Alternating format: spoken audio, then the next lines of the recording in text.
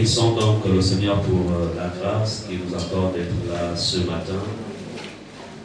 Et vous êtes tous salués au nom de Jésus. Amen. Gloire à Dieu. Nous bénissons le Seigneur pour mon frère Jules qui allait se récolter quelque part et qui est revenu tout frais. Amen. Que Dieu te bénisse. Ok. Donc, nous bénissons encore une fois. Nous bénissons le Seigneur pour ces moments. Et nous allons achever ce que le Seigneur a commencé pendant ces moments. Et j'ai vu Papa Wagan quelque part. Il est où?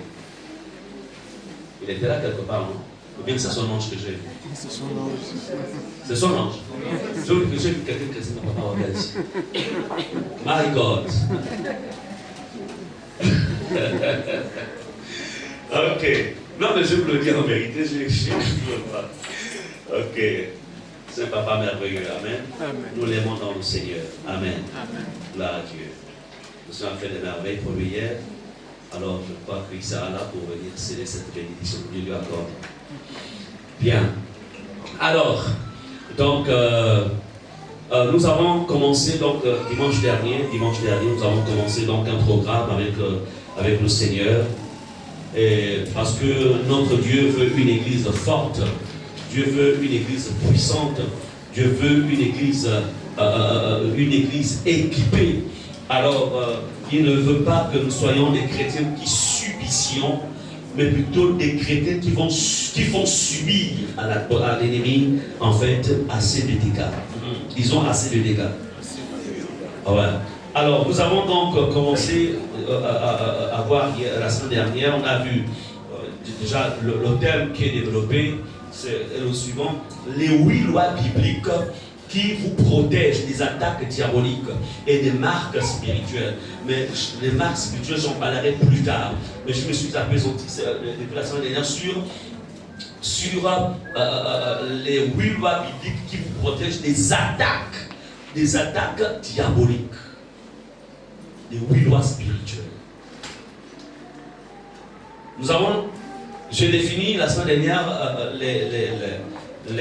la loi spirituelle biblique comme étant un principe établi par Dieu qui gouverne. Donc ce principe gouverne la vie spirituelle. Et elle produit aussi des conséquences selon l'obéissance donc de tout un chacun. Amen. L'ancien peut venir ici devant.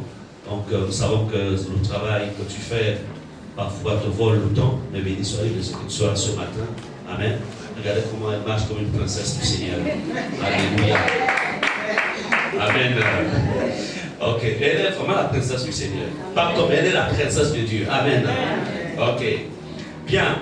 Alors, la Bible, donc nous avons vu que la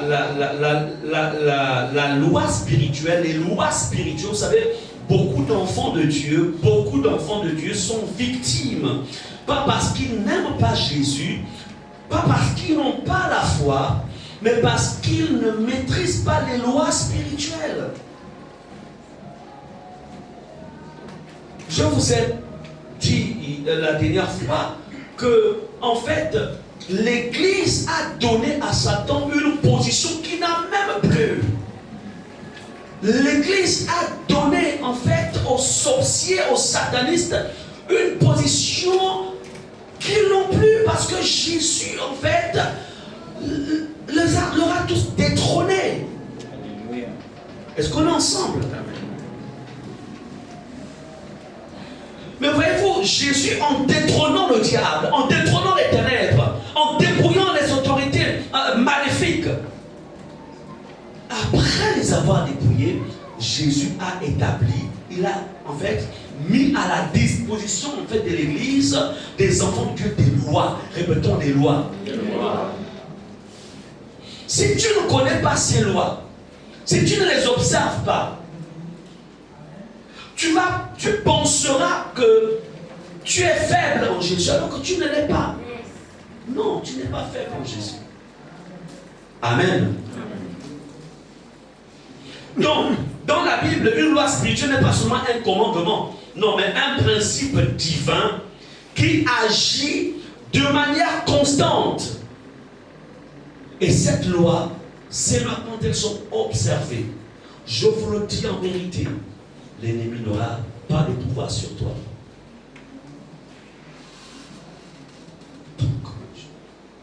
Beaucoup de chrétiens, aujourd'hui, beaucoup, sont atteints par des attaques des démons.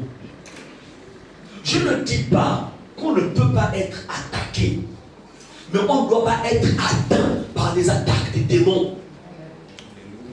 Je vous ai rendu témoignage il y a 4 ans de cela, où des sorciers de la famille ont envoyé un fantôme qui est venu siéger à la fenêtre de ma maison. Mais il ne pouvait pas rentrer parce qu'il y avait quoi? Une ceinture. Vous me direz, mais pasteur, comment vous savez ça? Mais parce que vous savez, Dieu nous a créés comme nous sommes d'abord l'être humain d'un esprit qui a une âme et qui vit dans un corps. Donc quand tu passes là, il y a un mauvais esprit, ton esprit va réagir. Amen. Et de ce point, quand tu es un enfant de Dieu, né de nouveau, en fait, il y a une hyper activité. Amen. Non, je veux dire une hyper sensibilité spirituelle. Après des obsèques, ils envoient un fantôme pour dire voilà la manière dont on va vous remercier pour avoir soutenu les obsèques. Voilà, elle est là, elle est forte. Ah non, on a faim. Elle m'a dit, quand elle entend ce fantôme, moi je suis fan haut. Je ne suis pas de vôtre, laissez-moi tranquille. Elle est là. Elle entendait des sons d'un fantôme qui est juste dans la chambre. Amen. Mais parce que je connais ma position, on a eu une guerre de 3 semaines. 3 semaines. Jour après jour. Ils ont cru que moi j'allais trembler. Ils ont cru qu'ils pouvaient m'avoir. Mais je leur ai dit que moi ne mange pas le lion. Et moi je suis en fait descendant du lion de la tribu de Juda. On ne peut pas me manger. J'ai appliqué les lois. Amen. J'ai appliqué les lois. Donc, dans ce message que je donne, je ne veux pas dire que tu ne peux plus être attaqué. Mais, comme dit l'Écriture, ils te feront la guerre, mais ils ne t'atteindront point. C'est de cela dont il est question. Donc, et je suis l'objectif de ce message, c'est de faire de vous faire des chrétiens dont les pratiques maléfiques, les œuvres maléfiques ne pourront pas vous toucher. Il faut que si quelqu'un prend le nom, qui peut donner son nom ici? Donne-moi ton nom. Quelqu'un sait maintenant son nom, rapidement. Mikala. Hein? Mikala. Mikala qui? Mikala Mungeka. Mikala Mungeka. Mouika. Mikala Mungeka. Mungeka. Donc si quelqu'un prend, ça dit que quelqu'un prend le nom de Mikala Mungeka. Ses adversaires, ceux qui le haïssent, ceux qui veulent par exemple le détruire, ils prennent son nom. Ils amènent cela, en fait, parce qu'ils sont des hôtels diaboliques, ils amènent ça là-bas. Dès qu'ils prennent son nom de Mikala, que leur couche se brûle. Quand ils prennent le nom de Mikala Mungeka, ça dit que l'autel se brise parce que le nom-là est imprégné du sang de Jésus, en fait des lois Alléluia. spirituelles bibliques qu'il observe. Je vous dis, il y a des noms, et je le répète, il y a des noms qui ne peuvent pas subsister sur un autel maléfique. Alléluia. Il y a des noms. Dès qu'on dépose ça, plus tous reprennent leur avion repartir. Et c'est ce que Dieu veut que tu sois. Amen. Amen. C'est ce qu'il veut. Amen. Amen. C'est ce qu'il veut que tu sois. Dis au nom de Jésus. Au nom de Jésus. Je vais revêtir Cette dimension.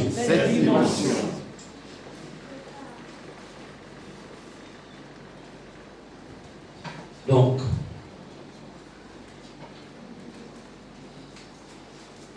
c'est pour dire que lorsque les lois sont observées, Quand ces lois sont observées, un, quand tu les connais, deux, quand tu les observes, tu pourras dormir du sommeil du juste. Amen. Tu dors comme un bébé. Nous avons vu la semaine dernière, on a parlé, la semaine dernière, on a vu la loi de quoi? La loi du sang de Jésus. Première loi. Pour ceux qui veulent revoir ce message, vous n'êtes peut-être pas là, allez-y dans la chaîne YouTube de votre église Rema Ephata. Allez-y dans YouTube Rema Ephata et vous verrez le message. Et après avoir le message, cliquez j'aime dessus pour que quelqu'un d'autre aussi reçoive ce message. Quand tu suis et que tu mets j'aime, ça permet à ce que le message, quelqu'un d'autre aussi le reçoive. Amen. Nous avons vu la loi du sang de Jésus. Deuxième loi, la loi de la louange. La louange. La louange. Oh my God. Vous ne pouvez pas imaginer. Dieu siège au milieu de la louange de son peuple. Et on a vu que la louange, c'est d'abord un style de vie. Ce n'est pas d'abord chanter. Maintenant, lorsque tu as une vie de louange et que, au-dessus de cela, tu te mets à chanter les louanges de Dieu, my God, ça devient une bombe nucléaire. Alléluia. Vendredi, on a vu la troisième loi, c'est quoi? La loi de la parole. La parole. La loi de la parole. L'être humain est le seul être parmi toute la création du monde visible qui possède la parole. Même les anges, pour te parler, doivent se connecter à ta fréquence pour que tu écoutes ce qu'ils ont entendu ou bien ce que l'Esprit de Dieu a à te dire. Sinon, quand ils viennent et qu'ils ne peuvent pas se connecter, en fait, ils n'ont pas le pouvoir et la capacité de parler dans le monde physique. Donc, ce que Dieu t'a donné la parole, comme tout à l'heure, ceux qui sont avant ça, qui ont déclaré la parole, ça là, c'est un miracle, c'est un mystère puissant. Amen. Amen. La troisième loi, c'est la loi de la parole. Et la quatrième loi, c'était la loi de la sainteté. La loi de la sainteté. Je peux vous dire une chose, je vous dis, vous savez, si, lorsque l'ennemi avait envoyé ses agents avec cet esprit de mort, cet esprit de nécromancie qui est parti du monde inférieur de la terre pour venir en fait m'attaquer, s'il avait trouvé en moi le péché, peut-être même qu'elle serait même déjà mal, parce que ça fait 4 ans de cela. Et que tu aurais peut-être que, parce que tu as besoin de te remarier.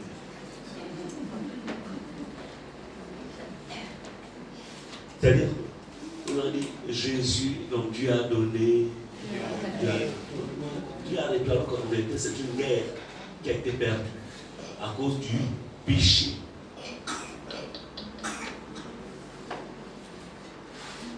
Notre protection, notre sécurité est garantie par la vie de sainteté. Vous savez, le monde invisible n'est pas impressionné par nos positions. Archibishop, bishop, tri-bishop, one bishop, pasteur, docteur, prophète, tout ce qu'on peut mettre là-dedans. Là. Ça, là, le monde des ténèbres n'est pas influencé par ça. Lui, il veut seulement voir, est-ce que tu es un vase pur dans lequel il y a la présence de Dieu? Je vous dis, un tri-bishop peut être terrassé par des sorciers pendant qu'un membre dans l'assemblée, au fond, qui vit la sainteté, vit la même guerre, mais va résister pour aller où il arriver. C'est dans le monde physique, là, dans le monde naturel. Là. Où l'étude éthique, là, ça passe. Mais là-bas, l'autre côté, là-bas, ça ne passe pas. Allez se poser la question à Samson. Attendez, quelqu'un qui vous arrache les portes d'une ville. Et il met ça sur son dos, les portes, c'est pas comme les portes de maintenant. Déjà, même si on n'a pas notre génération connaît les portes. Mais dans le passé, allez-y rentrez dans les histoires préhistoriques. les portes d'une ville, les bâtons d'une porte. Il met ça sur son dos. Il parcourt. L'histoire dit que c'est une affaire de plus de 50 km. Parce qu'il part de Gaza pour sa ville à lui. Il a ça. Amen. Là, c'est quand il n'y a pas encore le péché.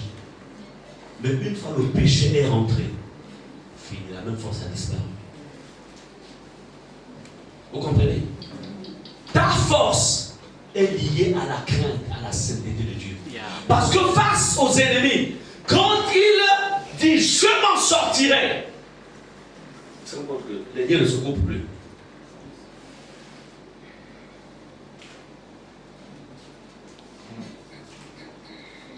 Il a compris que là, enfant, quand on dit Amana, c'est-à-dire que finish. C'est pourquoi il y a beaucoup qui disent au nom de Jésus, mais ça ne change pas. Au nom de Jésus. Quand tu dis au nom, quand vous priez face à une situation, tu dis au nom de Jésus, ça ne change pas. Laisse d'abord le nom de Jésus. Prends ton corps, ton esprit, ton amour jusqu'à monter dans le jeûne. Dis Seigneur, qu'est-ce qui ne va pas dans ma vie? Amen. Amen. La loi de la sainteté. Nous allons voir aujourd'hui la suite des 4 autres lois. Je ferai tout pour achever ces 4 lois avant le temps. Amen. Alléluia. Amen. Qui croit que le pasteur peut finir avant le temps? Qui croit?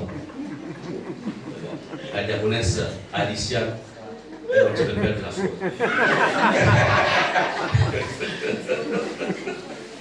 Non, ça va aller, le pasteur là, il va tout vous donner dans les temps. Amen. Donc, à ta foi. Ok. Alors, écoutez la 5e loi. La Bible dit, allons dans Genèse 8, 22, notez seulement, je vais juste lire, comme je veux respecter le temps, les temps. Alors, la Bible dit dans Genèse 8, 22, tant que la terre subsistera, les sémailles et la moisson, le froid et la chaleur, et l'hiver, le jour et la nuit ne cesseront point. Nous sommes là dans Genèse 8, verset 22. Notez Galates 6, verset 8.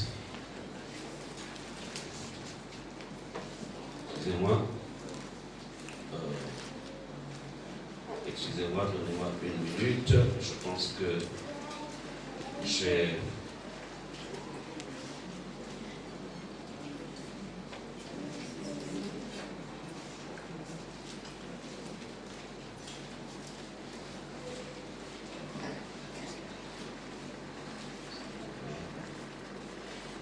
Ok, c'est pas bien ça.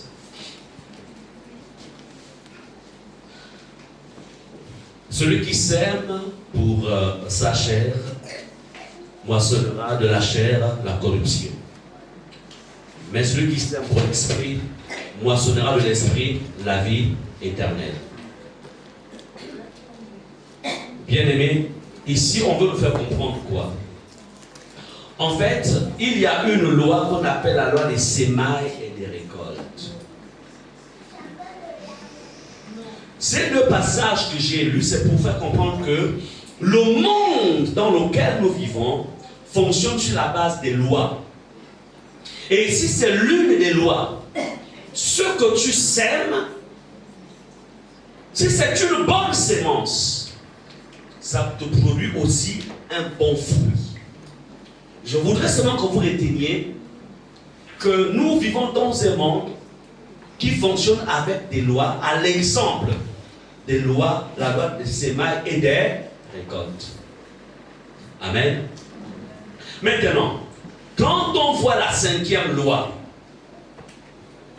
c'est la loi du pardon. Répétons, la loi du pardon.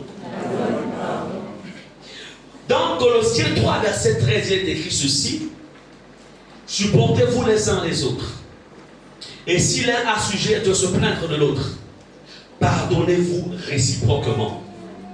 De même que Christ vous a pardonné, pardonnez-vous aussi. La loi du pardon. Écoutez, Église. La loi du pardon devient la loi. En fait, beaucoup de chrétiens ont du mal à appliquer la loi du pardon. Et lorsque tu violes cette loi, quand tu négliges cette loi, en fait, tu brises une partie de ta barrière spirituelle. Aujourd'hui, la loi du pardon est la plus difficile à mettre en pratique dans la vie de l'Église. Chez beaucoup de chrétiens. Il y a beaucoup de non-pardon. Il y a beaucoup de rancune. L'amertume. Écoutez, ces choses-là, quand vous les entretenez, sans que les démons tout de suite rentrent. Est-ce que vous comprenez cela? Surtout les couples. Ça, c'est le terroir là où en fait beaucoup ont du mal à vivre le pardon. Tu ne peux pas décider de te marier si tu ne sais pas pardonner. Si tu sais que tu es encore tout petit, ne rentre pas dans le mariage. Il ne faut pas rentrer dans le mariage. Amen. Il faut avoir un gros... Les temps de fiançailles, là, ça sont des temps... Quand j'avais rencontré mon épouse pour la première fois, je gorgeais. Elle pensait que j'étais un Français. Donc je gorgeais. Mais en vérité, je ne suis pas quelqu'un qui gorge. Mais vous comprenez que pour essayer un peu de libérer le feeling là. Et quand elle est rentrée, c'est fini de causer le gorge. Je suis devenu le bon Gabonais. Non. Amen. Donc, mais si tu ne sais pas pardonner, quand tu vas découvrir que ton mari a une bosse au domaine, tu n'as jamais vu ça, ou bien ta femme a un 6e doigt que tu n'as jamais vu, tu fais comment? Je prends un peu des images comme ça, comme on dit, le pardon. Quand tu gardes la haine dans ton cœur contre quelqu'un, que ce soit un frère, une soeur, un parent, c'est vrai qu'il t'a fait du mal. Mais écoutez ceci. La Bible nous dit que Jésus a tout pardonné. Si tu ne sais pas pardonner, si tu gardes la haine, tu te lis toi-même. C'est-à-dire que tu te mets dans une prison spirituelle. Tous ceux qui gardent là, en vérité, tu te mets dans une prison. Et je vous dis, le monde spirituel, quand tu te mets dans une prison, les démons le savent. Il y a beaucoup d'amis qui se sont rendus eux-mêmes prisonniers. Vous savez, le non-pardon, en fait, a une odeur. La rancune a une odeur. Parce que ça appartient aux ténèbres. Et quand tu pratiques ça, en fait, ça attire des entités. Et ces entités vont commencer à agir contre ta vie. Amen. Écoutez ceci, Église. Quand la sorcellerie veut détruire quelqu'un, quand un sorcier, un sataniste, même quand un démon veut te détruire, s'il veut t'atteindre, provoquer cette... Ah, écoutez, à un moment, tu dis, il est mieux que je me taise. Parfois, c'est le matin, tu arrives au travail, tu suis la personne, commence à te lancer des flèches. Tais-toi. Parce que cette personne est venue avec un plan. Juste pour que tu te mettes en colère.